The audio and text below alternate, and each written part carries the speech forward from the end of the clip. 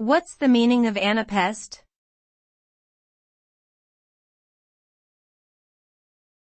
Anapaest.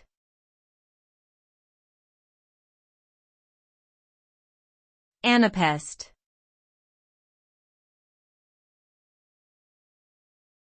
Anapaest.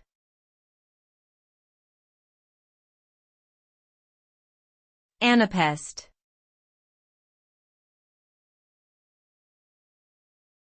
Anapaest.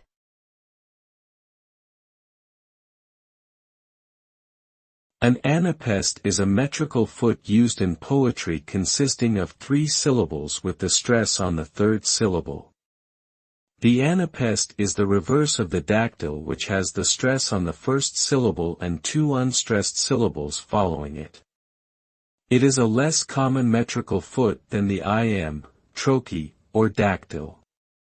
Anapaests are often used to create a faster rhythm in poems, adding variation to the meter and lending a sense of energy to the overall structure of the verse.